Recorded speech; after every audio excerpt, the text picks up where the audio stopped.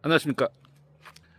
아, 오늘은 6월 6일 드라이브를 나왔어요. 그 여기가 이제 동두천에서 철원 쪽 가는 방향으로 쭉 가다 보면 역 고드름이라는 곳이 있어요. 여기까지 세 번째 왔거든요.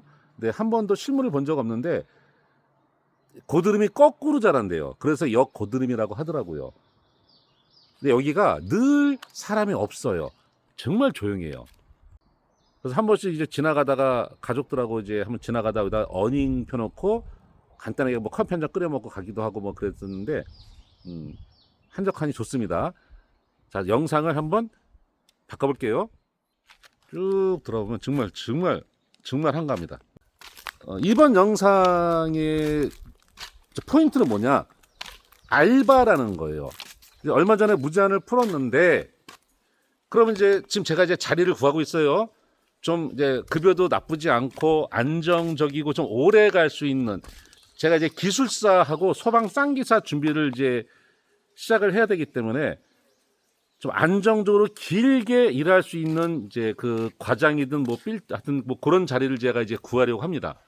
이제 그러다 보면 솔직히 공사 현장 다니는 것보다는 급여가 적은 건 사실이잖아요. 시설 관리가. 해서 이제 알바를 좀 해야 되지 않겠느냐. 그래? 그러면은 이것도 한번 콘텐츠로 한번 준비를 해볼까라는 생각에 의해서 이제 앞으로 좀 몇 개 영상을 좀 올릴 예정입니다. 그 제가 이제 여러분들 아시다시피 제가 공사 현장도 이제 일을 했었잖아요. 그러니까 지금 어떠냐면 제가 이제 지금 이제 제가 공사 현장을 좀 다니고 있는데 제가 거기다 이야기를 했어요.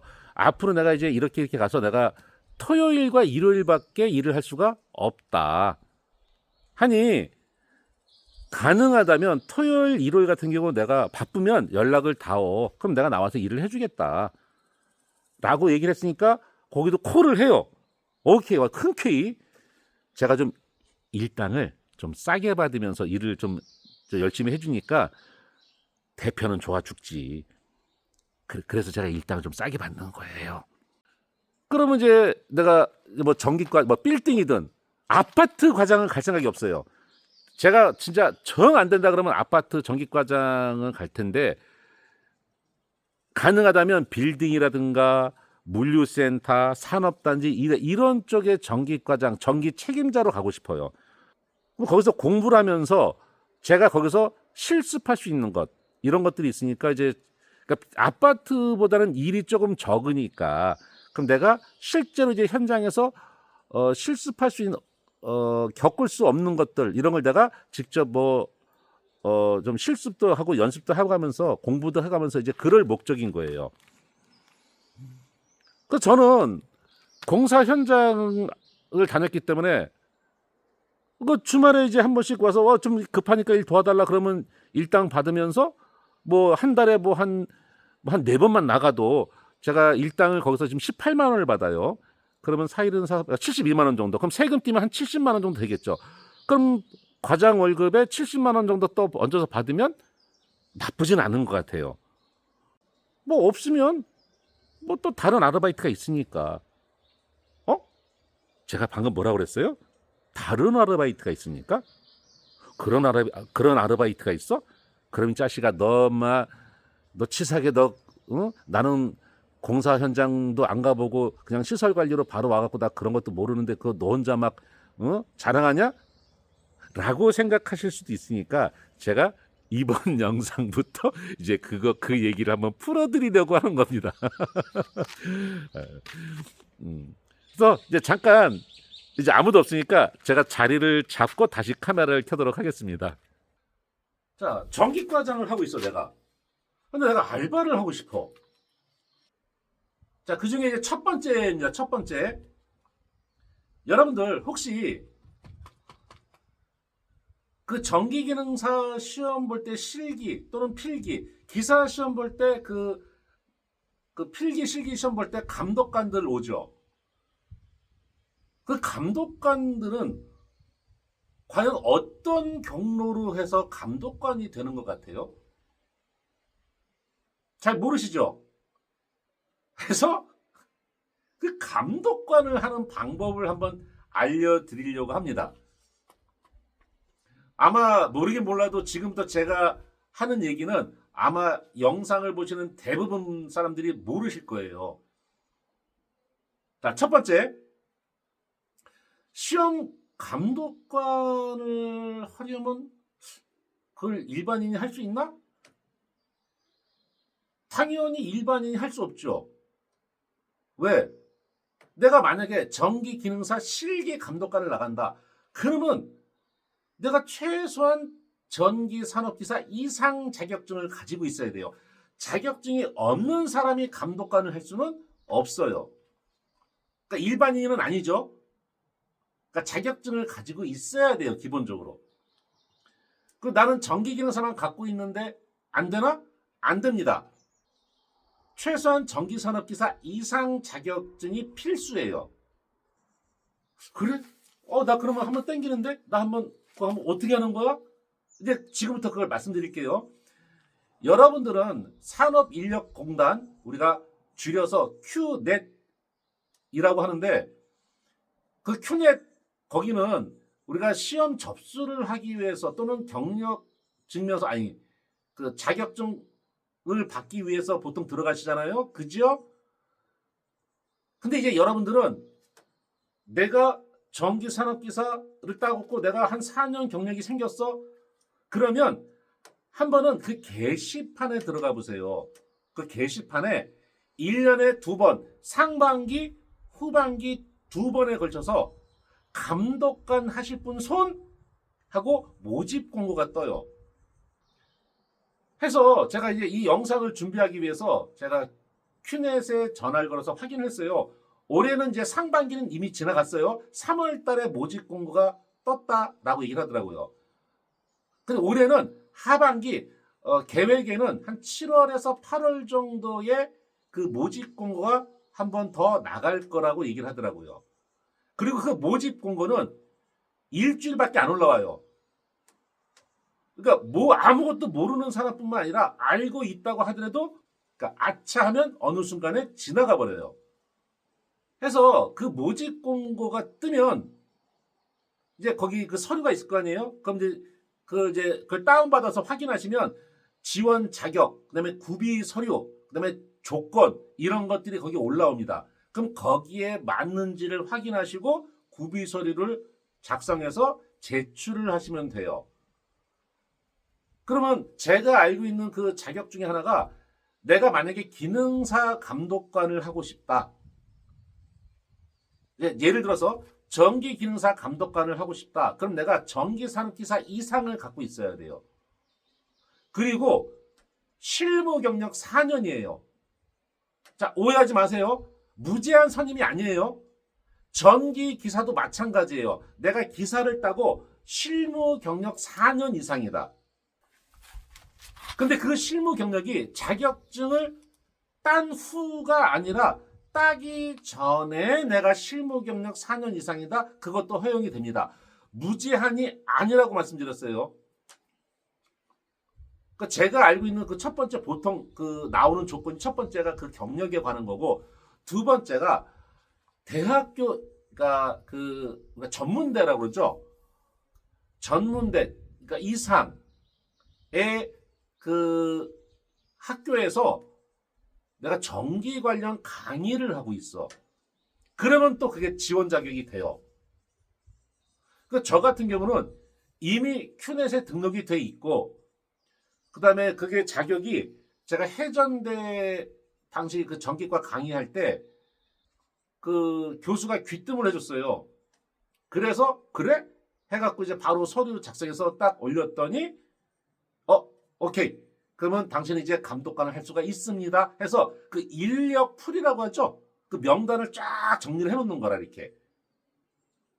해서 지금도 저는 거기 해전대 교수로 올라가 있어요.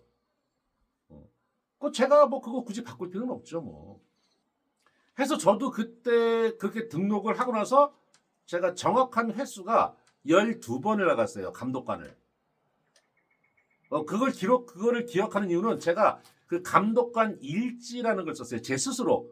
그러니까 법적으로 뭐 써서 제출하는 게 아니라 내가 그 기억을 남기기 위해서 내가 먼 훗날 내가 학원에서 전기 관련 강의를 할 수도 있어. 그럼 내가 그때 써먹어야지 해서 미리 준비를 해놓은 거예요. 그래서 몇 회차 때는 어디 나가고 뭐 이런 부분 때문에 이 사람들이 실격했다. 내가 그걸 다 적어놓고 사진 찍는 건 불법이에요. 근데 몰래 한두 장씩 찍어놨어요. 근데 이제 그래서 이제 그런 흔적을 남겨놨기 때문에 그 작년에 그 직업교육원 그 수업할 때 요긴하게 써먹었죠. 저는 지금 당장 안 봐요. 몇 년 후, 10년 후 이걸 봐요, 저는.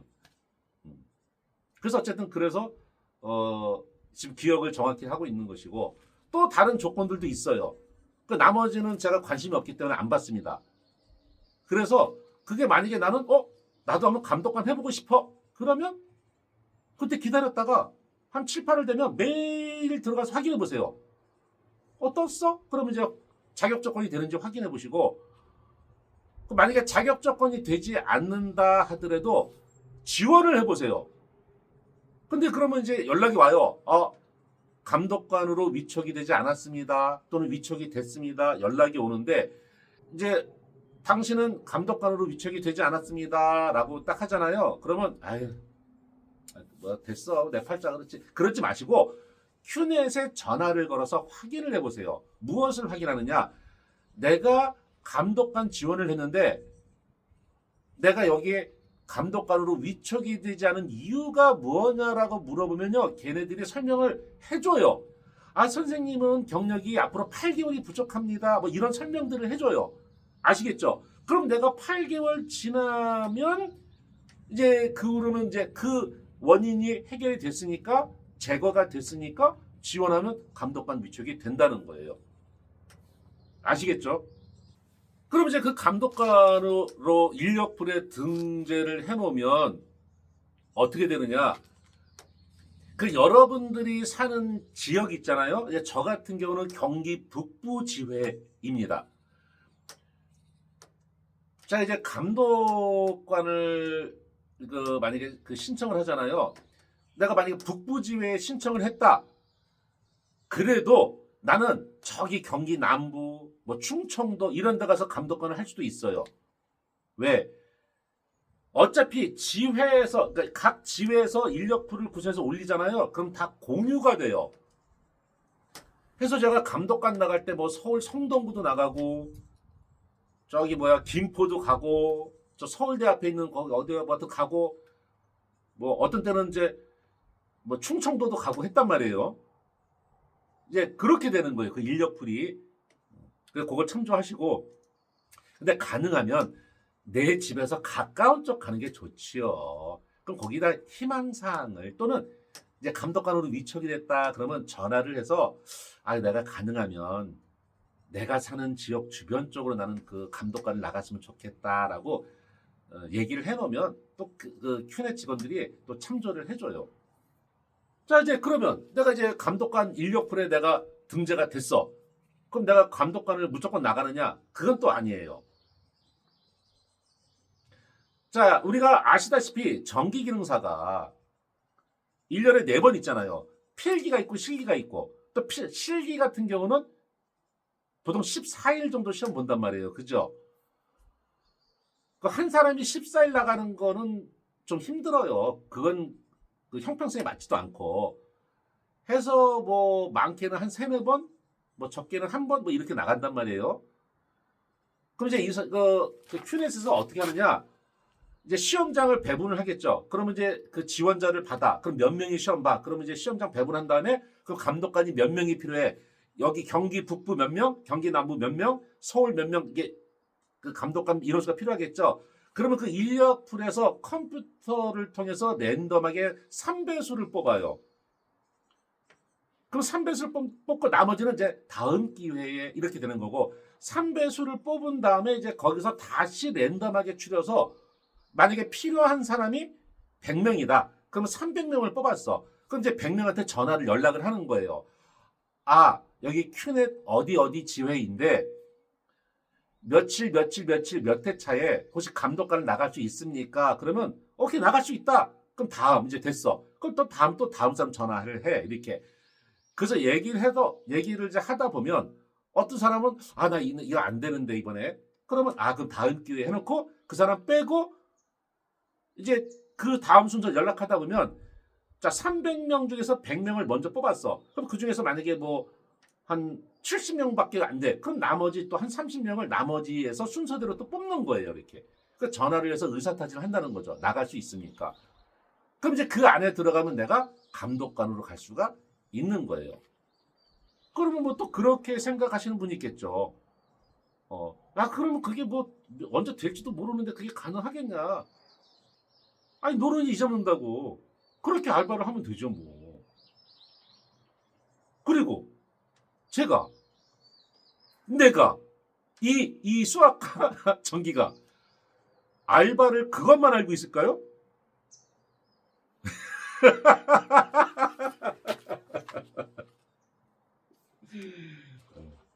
기다리세요.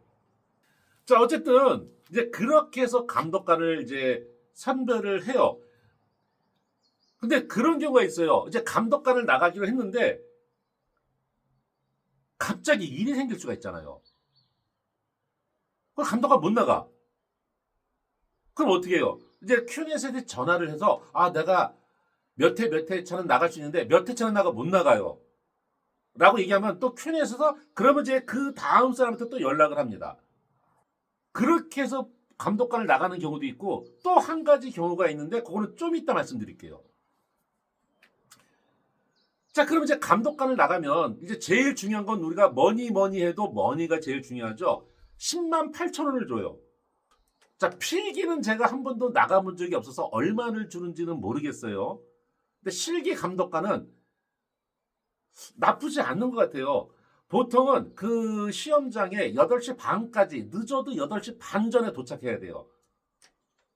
그럼 9시부터 시험 시작하면 4시간 반 시험 보니까 1시 반에 끝나요. 그럼 뭐 동작 테스트하고 하면 보통 2시 반에 끝나요. 그러면 8시 반, 9시 반, 10시 반, 11시, 12시, 1시, 2시 반. 그러면 6시간 근무하고 10만 8천 원을 받는다? 그리고 조금 먼데 가면은요. 어느 순간부터 또 차비를 10,000원짜리 더 주더라고요. 6시간 하고 10만 8천 원이면 뭐 시간당 한 시간 15,000원은 넘는 거 아니에요? 나쁘지 않은 거라고 생각하는데. 늘 말씀드리죠. 나는 이런 경험을 말씀드리는 거고 판단은 여러분들 몫인 거예요. 아시죠? 그리고 솔직히 감독관 나가면 그 내내 4시간 반 그 작업하는 동안은 그냥 앉아서 한 번씩 쓱 돌아보고 이렇게 그냥 그게 끝이에요. 없어. 하는 게 아침에 시험지 나눠주고 읽어주고 네, 끝나고 나서 테스트하고 그게 끝이에요. 뭐 실질적으로 일하는 시간은 1시간 반? 뭐 잘 이제 나중에 요령이 생기면 1시간이면 끝나요. 그래서 저는 나쁘지 않다고 생각해요. 자, 이제 세 번째로 말씀드리는 게 그럼 거기가 그 감독관 뭐 구성이라든가 이제 그런 기타 사항은 어떻게 되느냐. 이제 전기기능사 실기 시험을 보신 분들은 아시겠지만 일단 기본적으로 3명이 나와요. 한 명은 큐넷 직원이 나와요. 왜? 시험지를 갖고 와서 또 그 수험 번호 있잖아요. 이렇게 뭐 1번부터 20번 수험 번호표도 나눠주고 이제 그거를 관리해야 되는 이제 큐넷 직원이 나오고 감독관이 2명이 나옵니다. 이건 예외 없어요. 그래서 큐넷 직원 같은 경우는 그 큐넷 각 지회에서 나오는 경우도 있지만 큐넷에 근무하다가 퇴직한 사람들이 있죠. 정년 퇴직한 사람들. 그런 사람들을 주로 위주로 내보냅니다. 그러니까 일종의 뭐 대우라고 해야 되나? 뭐 표현을 잘 못하겠는데 아무래도 업무를 잘 아니까 그 은퇴한 직원들이 거의 매일같이 나와요.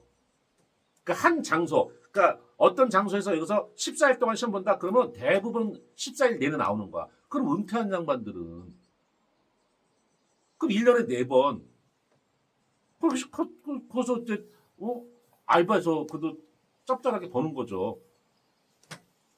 그럼 이제 나머지 감독관은 뭐냐? 감독관은 그 인력풀에서 뽑아서 보내요. 그럼 이제 그 감독관을 나오는 사람들의 면면을 보면 다양해요. 뭐 안전관리 대행업체 직원, 알바 뛰는 거죠. 그 다음에 그 어디 저기 빌딩의 아파트 소장, 아니 빌딩의 아파트 된다. 그 빌딩의 뭐 소장, 정익과장 주말에 놀고 있잖아. 나오는 거예요. 어떤 사람은 이제 회사 그러니까 그 전기 관련된 그 회사의 직원, 또 알바띠로 나오는 거예요. 그러니까 주중에는 이제 주로 그 감독관 중에 보통 한 명은 그 역시 큐넷에서 퇴직한 사람들. 근데 그런 사람들이 한 번씩 와요. 이제 그 외에는 다양한 직업을 가진 사람들이 와요. 뭐 대학 교수도 있고.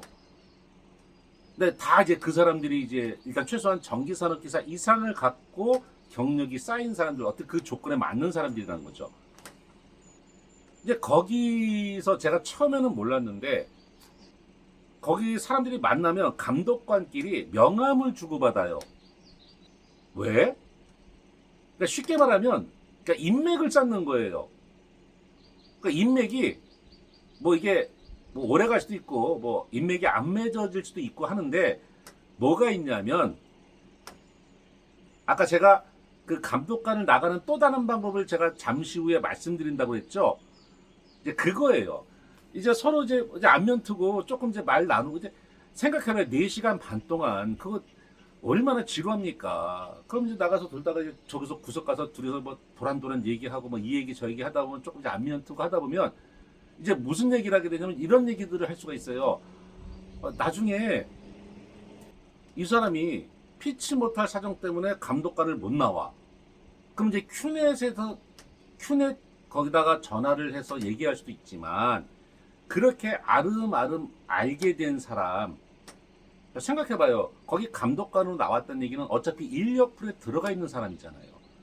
그래서 명함을 주고받아서 여차직하면 내가 전화해서 혹시 내가 이때 여기 나가야 되는데 혹시 내 대신 나갈 수 있어요? 오케이 콜. 그러면 내 대신 나가는 거예요.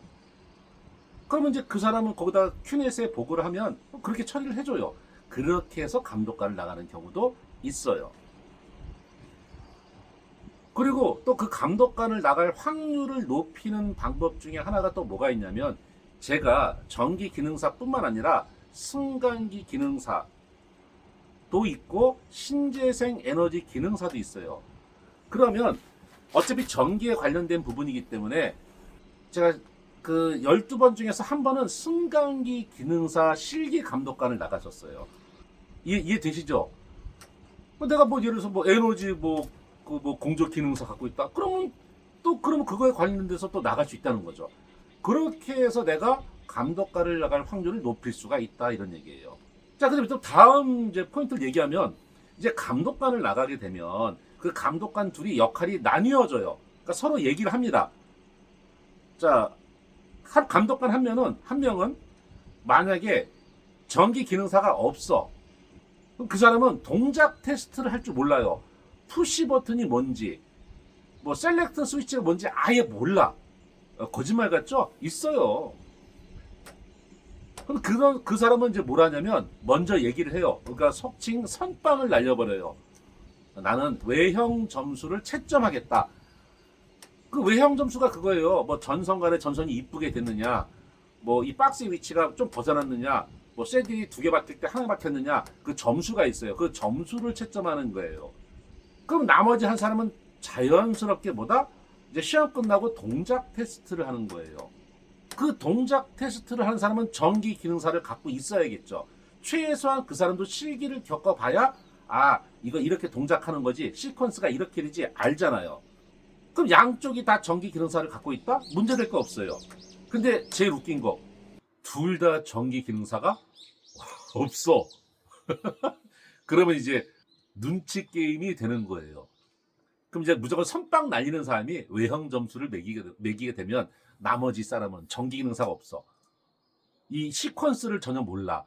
그러면 이제 아주 재미난 일이 벌어지는 거죠.